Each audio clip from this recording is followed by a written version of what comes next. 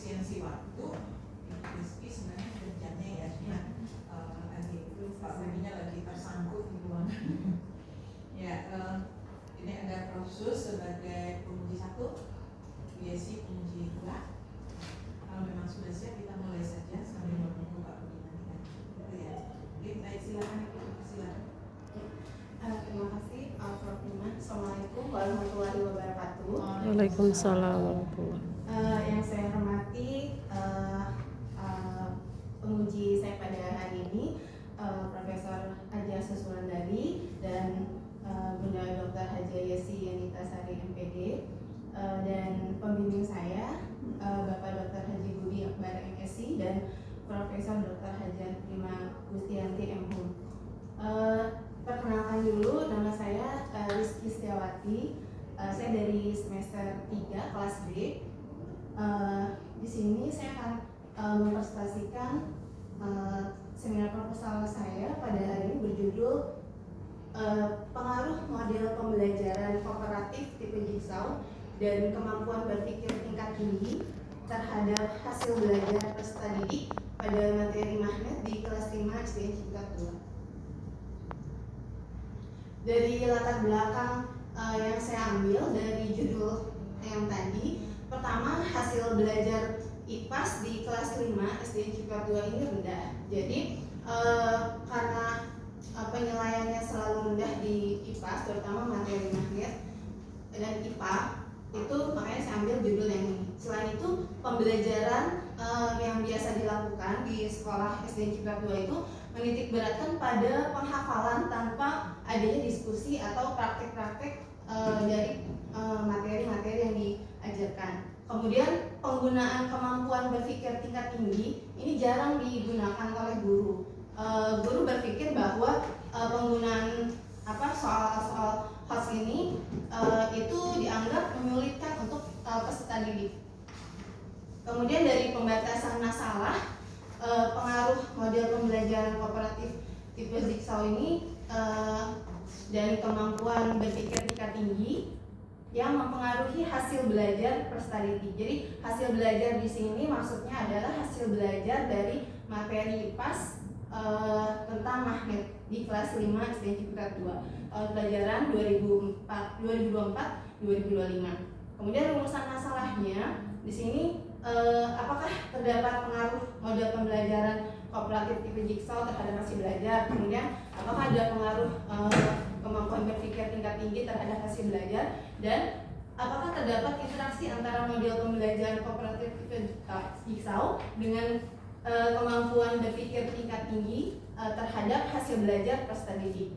Di sini tujuan penelitian yang saya sajikan tentang pengaruh model pembelajaran kooperatif tipe Jigsaw terhadap hasil belajar, kemudian pengaruh model kemampuan berpikir tingkat tinggi terhadap hasil belajar, dan ada atau tidaknya interaksi antar pengaruh strategi pembelajaran tipe Jigsaw dan kemampuan berpikir tingkat tinggi terhadap hasil belajar peserta didik.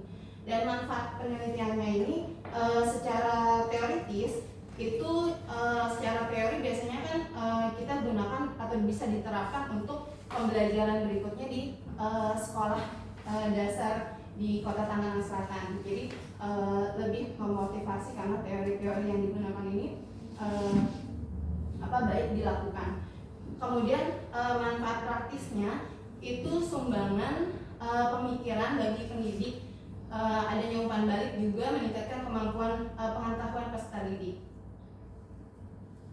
Selanjutnya dari kerangka teoritik, menurut Robert, itu belajar merupakan kegiatan yang kompleks dan hasil belajarnya itu merupakan hasil belajar yang kapabilitas. Jadi timbulnya kapabilitas disebabkan stimulus yang berasal dari lingkungan dan proses kognitif yang dilakukan oleh peserta didik. Di sini untuk kemampuan berpikir tingkat tingginya itu saya menggunakan taksonomi Bloom revisi yang Anderson tahun 2001 mengambil tentang analisis, evaluasi, kemudian mencipta. Untuk pembelajaran kooperatif tipe Jigsaw-nya pembelajaran ini berkelompok yang terdiri dari beberapa anggota kelompok dan terdapat kelompok-kelompok ahli yang dapat mengajarkan materi dengan anggota kelompok lain, sehingga nanti ada tim ahli yang dapat sharing atau tukar informasi kepada kelompok asal. Di sini metode penelitian yang saya gunakan, jenis penelitiannya itu kuantitatif, quasi eksperimen dengan faktorial design 2x2, dan populasi serta sampel populasinya itu dari kelas 5 berjumlah 117 orang. Jadi ada 4 rombongan belajar di sana. Saya menggunakan sampel cluster random sampling, di mana 2 kelas itu saya ambil untuk kelas kontrol dan kelas eksperimen. Kemudian tentang analisis datanya, ini menggunakan aplikasi SPSS, uji ANAVA 2 jalur untuk menguji hipotesis. Tapi sebelumnya itu ada uji prasyarat yang saya gunakan untuk membandingkan uji normalitas dan uji homogenitas. Kemudian tempat dan waktu penelitian ini bertempat di Sekolah SDN Ciputat 02 di Jalan Pemuda nomor 7, Ciputat, Kota Tangerang Selatan. Waktu penelitiannya ini mungkin nanti disesuaikan karena ini target pertama Mei sampai Oktober. Insya Allah bisa sampai Oktober selesai. Teknik pengumpulan datanya, di sini saya untuk teknik pengumpulan data saya menggunakan tes. Jadi tes yang digunakan itu untuk mengukur hasil kognitif dari peserta didik. Jadi ada kisi-kisi yang saya gunakan, baik itu dari kemampuan berpikir tingkat tinggi dan jigsaw, hasil belajar dari jigsawnya. Terakhir, uji hipotesis. Untuk uji hipotesis yang digunakan ini dengan menggunakan analisis of variance atau ANAVA 2 jalur. Saya menggunakan SPSS versi 26 setelah uji prasyarat terpenuhi, normalitas dan homogenitas. Ini presentasi yang saya sajikan. Sekian, saya kembalikan ke Prof.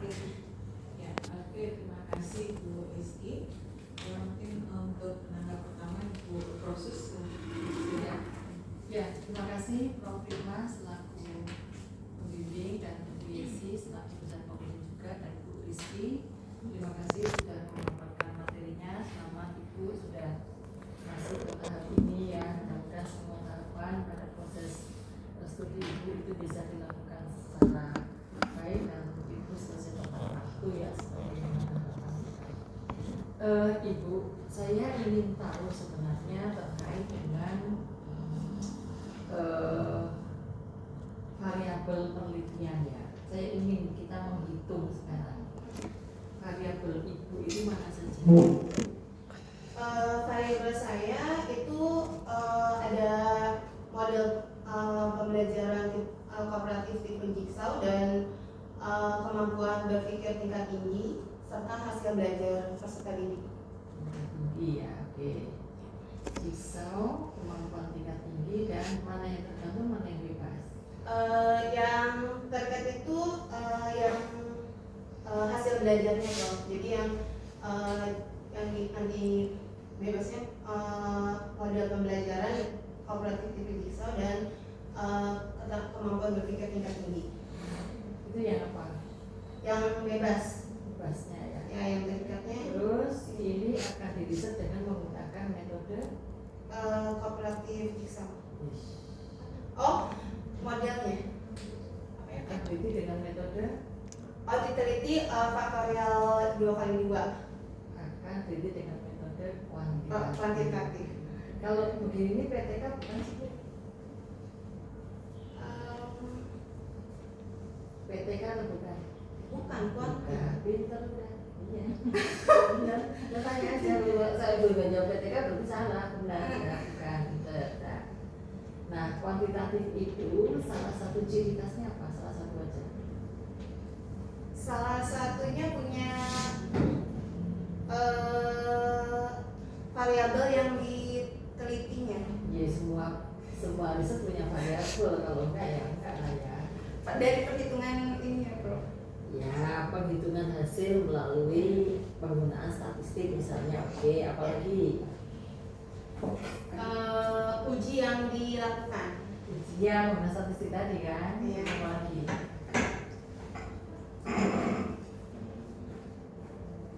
Desain penelitian. iya. Desain penelitian ini kan faktorial 2 kali 2, sedangkan Dua kali analisisnya lipat juga nggak apa-apa. Analisa. Desain penelitian itu menunjukkan hubungan atau pengaruh antar Iya. variabel, bersifat generalisasi, ya kan, dan yang lainnya kan misalnya kita membuktikan teori, ya kan. Jadi nanti ibu itu harus bisa, ya kan, harus bisa membuktikan bahwa teori-teori yang ibu pakai itu di bab 2 itu terbukti gitu kan. Kalau terbukti alasannya apa, kalau enggak karena apa. Cuma masalahnya ini kalau sebagai riset kuantitatif itu saya nggak lihat teori-teori besar, ya kan, teori-teori induk yang berkaitan dengan variabel-variabel terkait, ya kan. Semuanya itu masih rujukannya ya punya orang artikel orang gitu. Coba kalau baca yang dan yang kedua, sebagai kerangka teoritik yang semestinya merujuk banyak sumber, di bab 2 ini minim sekali. saya tambahkan. Iya kan, karena ini ya kesusu tadi, ingin cepat-cepat maju, tapi akhirnya tidak dipenuhi persyaratannya kan gitu. Nah, sehingga nih sorotan saya di bab 2 ini sangat kurang, sangat kurang. Jangan tiba-tiba jigsaw, tapi mengapa? Bukan mengapa kita menggunakan jigsaw, pasti ada dasar filosofinya, ya kan. Ini kelas berapa sih? Kelas 5. Apa nggak terlalu mudah gitu kelas menggunakan jigsaw itu, ya kan, terlalu ringan lah ibaratnya jigsaw itu ya. Jadi untuk bab 2 ini saya nanya lagi sekarang, kalaupun ibu nyebut si Nana Sujana itu sama dulu ya, itu juga Nana Sujana doang, tapi Nana Sujana dari mana nggak ada. Ibu menyebut Pak Sardiman, itu dosen saya ini, itu juga Sardiman doang. Kenapa dimiringi nama Jawa? Nggak begitu, ya kan. Ada Howard Kingsley. Jadi kalau nama nggak perlu miring, ya kan. Yang miring itu kalau istilah di luar bahasa Indonesia. Ini kan nama orang gitu. Itu kemudian nyebut Ganyel itu juga tahun 70, tapi kan juga nggak ada di daftar pusakanya.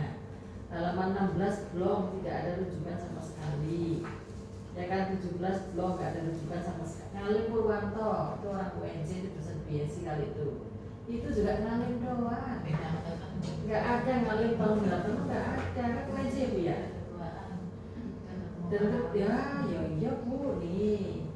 Nah, cuma siji, loro, telu, papat, 5, 6, 8 dulu. 8 rujukan dan itu nggak semua dipakai, makanya oh ini belum pakai mandiri juga, ya kan. Sebagian ada, tapi sebagian karena Kalau sekali mandiri ya mandiri lah. kan Prof, itu pas mandalnya keluarnya agak beda sama panduan, jadi emang ada yang saya perbaiki manual. Pas diklik itu dia mandalnya keluarnya tuh apa sih? Ibu yang salah kali. Itu ya bu, ini bab 2 sekarang. Hasil belajar. Bukannya sekarang itu sudah ada. Ini pakai kurikulum apa ya? Merdeka. Bukannya kurikulum Merdeka itu sifatnya holistik. Asesmennya. Ya. Jadi ibu yang berubah apanya? Hasil belajarnya. Nah iya, hasil belajar itu apa saja? Dari kognitifnya. Nah, kenapa nggak langsung holistik, ada afektif, ada psikomotor? Karena ini kan IPAS, jadi saya pikir Justru itu makanya ini orang IPS sudah marah loh ketika di ya kan, karena nyata-nyata di dalam bukunya juga IPA sendiri, IPS sendiri, ini asosiasi belum bergerak nih, pada diem aja, ya kan? Karena nyata-nyata digabungkan ini kan maksudnya itu biar orang itu kan mungkin ya pemahamannya itu biar orang itu belajar IPA tapi juga sosialnya baik, ya kan? Orang belajar sosial tapi logikanya juga jalan, ya kan? Jadi menurut saya kenapa ibu hanya itu saja, bukan karena IPAS-nya. Justru kalau IPAS harusnya, ya kan? Jadi nanti hasil belajar itu ini kurang banget Bu, kurang sekali. Kriteria hasil belajar belum ada, fungsi definisi hasil belajar juga belum. Ini pokoknya bab 2-nya nanti ya Bu. Terus ini malah ada pembelajaran konvensional halaman 22 ini. Cuma satu alinea. Oke, kelas kontrol. Lah iya, tapi masa ini teori loh Bu. Masa tak main luar. Iya kan? Belum ini. Terus saya nggak minta banyak, tapi kan logika berpikirnya. Nah ini yang mengambil buku pedoman juga nggak ini ya. Terus lanjut ke, nah untuk di bab 2 itu ibu harus menjelaskan mendalam teori yang berkaitan dengan model-model pembelajaran. Jadi nanti ibu menukik khusus di pembelajaran kooperatif tipe jigsaw, ya kan? Ibu juga menjelaskan tentang konsep kemampuan berpikir tingkat tinggi, dari mulai definisinya sampai ke indikator. Dan yang ketiga, karena sudah kurikulum merdeka itu, maka saya berharap hasil belajarnya itu kompleks, ya, tidak hanya kompleks saja, biar terbiasa juga, sehingga nanti meskipun munculnya di sini hasil belajar saja, itu nggak perlu dituliskan indikatornya, tapi nanti di dalam kajian teori tiga-tiganya diukur, karena di dalam RPP saja, ya kan, yang saya suka lihat RPP para calon guru ini kan tiga-tiganya dinilai, tiga-tiganya diukur maksudnya, karena untuk membentuk sikap yang betul-betul utuh dari kompetensi yang utuh dari setiap kalau di perguruan tinggi namanya CPMK ya, di setiap materi-materi yang diajarkan di sekolah. Jadi ini bab 2 ya, tolong diperhatikan. Kemudian untuk penelitian yang relevan, namanya juga relevan, ya kan, itu termasuk juga relevan jenjangnya. Apapun kan psikologi perkembangan kan beda-beda lah. Ini ibu pakai Ibu Betty ini penelitiannya di Amit Dian Cipta Cendekia Bandar Lampung. Bandar Lampungnya nggak masalah, Amitnya yang jadi masalah. Kelas 5 sama Amit kan beda. Kemudian yang kedua di kelas 8 MTS, terus SMA, kemudian mahasiswa lagi, kemudian SMP. Yang SD malah nggak ada. Jadi riset relevan, ya kan? Tolong yang setara juga ya Bu ya. Oke, kemudian kerangka berpikirnya ada nggak di sini? Di PPT coba. Nah, coba itu dibaca Bu, kalau kaitannya dengan judul gimana bunyinya itu. Nah, coba itu dibaca maksudnya gimana tuh? Maksudnya dari hasil belajar peserta didik yang rendah, ini nanti diusahakan pembelajaran model kooperatif tipe jigsaw. Yang bunyi peserta didik rendah di mana? Di bawah. Bukannya kalau begini ini menunjukkan ujung arah hasil kita ya? Tapi ini masalah kan berarti kan? Iya enggak? Ya kan, ketika masalah ya harusnya dia kan tampil duluan. Ada masalah apa, ya kan? Bagaimana ada masalah apa, diselesaikan dengan cara apa, bagaimana hasil akhirnya kan gitu. Jadi kalau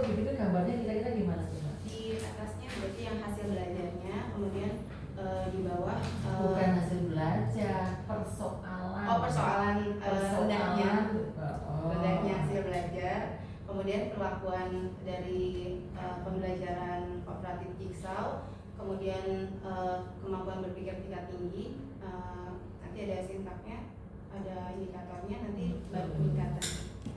Jadi gimana mereka itu bingung kan? Nanti saya Dengan panah ke bawah itu berarti kan harusnya kan kalaupun begini kan panahnya ke kanan ke ini yang tengah ke depan ke ke hasil ini. Cuma nanti ini ibu tuh indikator hasil belajar materi gaya itu gimana Bu? Oh Ini copy paste berarti. bukan Prof, jadi gaya tadinya itu gaya dengan magnet itu ada bersinggungan sebelah-sebelahan, jadi ini belum diganti ke magnetnya aja. Jadi kalau di materi IPA itu ada gaya ya? Kalau di IPS ada gaya juga, tapi kan beda konsepnya. Gaya di IPA sama gaya di IPS kan itu beda konsep, beda juga tampilannya. Iya. Nah, cuman di sini apa? Indikator hasil belajar adalah mengingat, memahami, menerapkan, menganalisis, mengevaluasi, mencipta. Jadi nanti untuk hasil belajar ibu ukurnya pakai hasil belajar itu tipe Jigsaw-nya itu nanti. kalau tipe Jigsaw ukurnya pakai apa? Oh, tes. Iya kan? Nah berarti kalau pakai tes soalnya ada 6 macam. Nanti yang diambil kalau untuk yang hotnya ada 3 ini aja untuk analisis, evaluasi dan mencipta. Berarti sekarang dengan indikator ini gimana? Nama itu maksudnya kan Itu ini, semuanya semuanya. ini kan soal melihat bentuknya begini. Iya. Ini soal memahami ini, Iya. menerapkan ini kan output juga ini sudah cukup. Hanya nanti dia ada di 4, 5 dan 6. Itu kan ya? Iya. Oke. Ini nanti dirubah ya Bu ya. Termasuk ini definisi operasional dan definisi konseptual dan operasionalnya itu juga nanti dirapikan lagi kalau teorinya itu sudah kuat.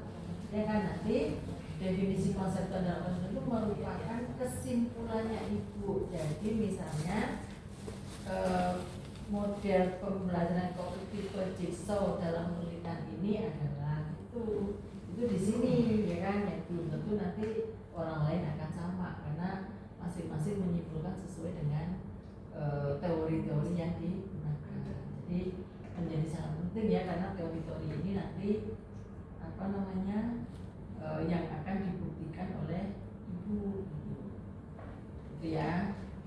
Sementara itu dulu Bu. Makasih, saya kembalikan ke Prof. Ya, terima kasih Prof. Sus. Berarti banyak ya bercatat. Ada yang Sudah selesai. masuk rancangan Prof. Sus. Masuk dapur. Marco atau Purnama?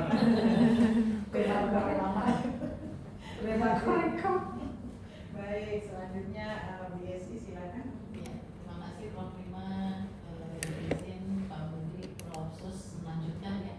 Baik, selamat Bu Rizky Setiawati. Bu Rizky angkatan Semester 3. semester 3. Kelas B. Masih Dua-dua bisa dan ya. B. Masih 2023. bisa apapun ya, insya Allah. Baik, Bu Rizky, ini tadi saya melanjutkan dari Prof. Sus tadi sudah banyak ya. Saya agak khawatir sama Bu Rizky ini antara niat sama apa yang ditulisnya agak beda nih. Ini variabel masalah utamanya apa? Masalah utamanya hasil belajar. Oke. Jadi variabel bebasnya apa? Kalau variabel Lihat dari judulnya aja.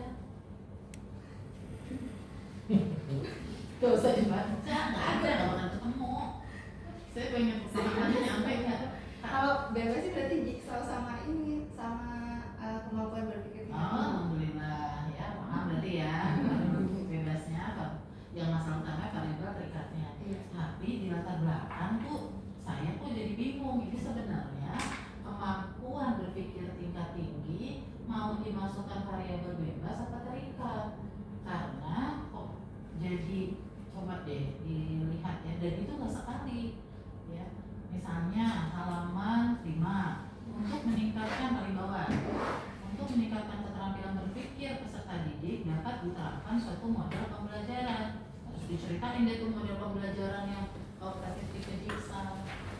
Padahal statusnya kemampuan berpikir tingkat tinggi kan kalau di penelitian ini tidak sedang mau diukur ya, tidak sedang mau dicari tahu. Kalau dikasih model pembelajaran maka kemampuan berpikir tingkat tingginya meningkat, itu kan enggak ya, atau berpengaruh gitu. Iya, dari hasil belajarnya kita mau meneliti pengaruh dari model ini terhadap hasil belajarnya. Ya, dikasih pengaruh model pembelajaran supaya nanti ada pengaruh nggak nih? Iya. Dikasih model pembelajaran jigsaw ya, Iya. jigsaw. Ada nggak pengaruhnya?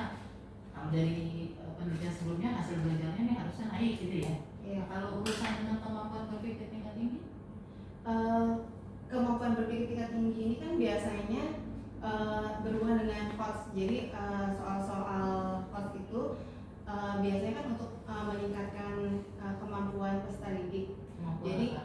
kemampuan kognitif peserta didik. Oke. Jadi dilihat itu pasti ada hubungannya dengan peningkatan dari Ada pengaruhnya. ada pengaruhnya dari hasil belajarnya. Maksudnya kalau anak yang punya kemampuan berpikir tingkat tingginya bagaimana, hasil belajarnya bagaimana?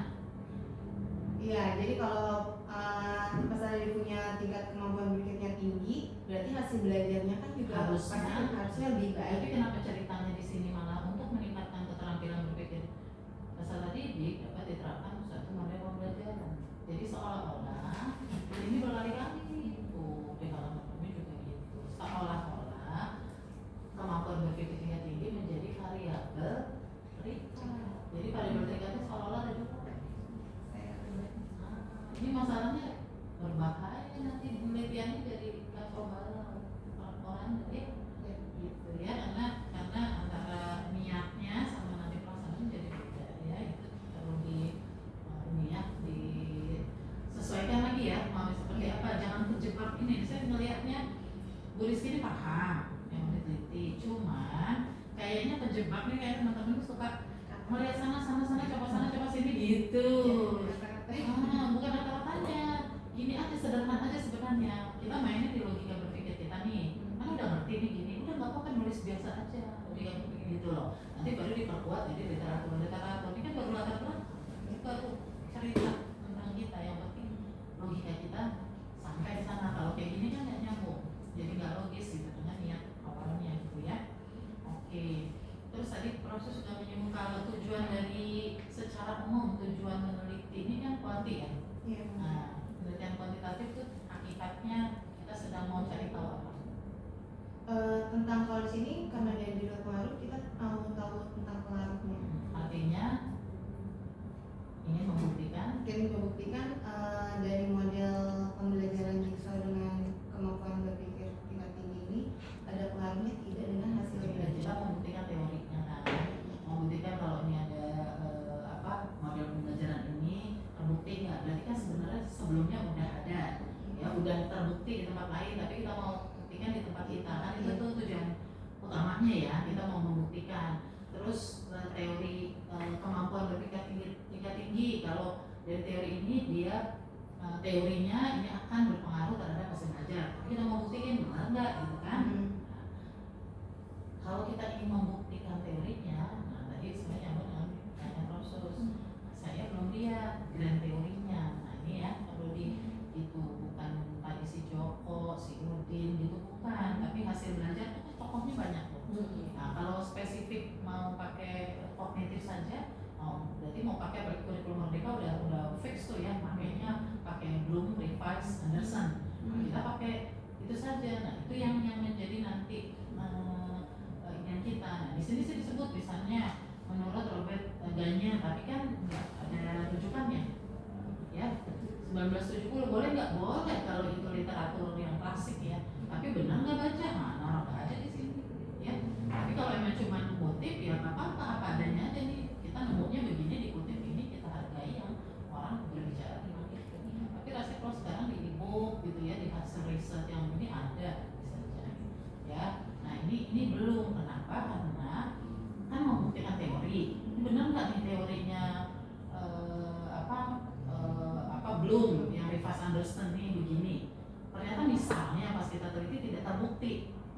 Padahal tidak terbuktinya bukan karena teorinya yang sudah kita coba cermati tadi kita terapkan, tapi kita salah-salah nih, bukan pakai teori dia. Ini bisa-bisa sih belum ini bangkit dalam kubur protes gitu ya.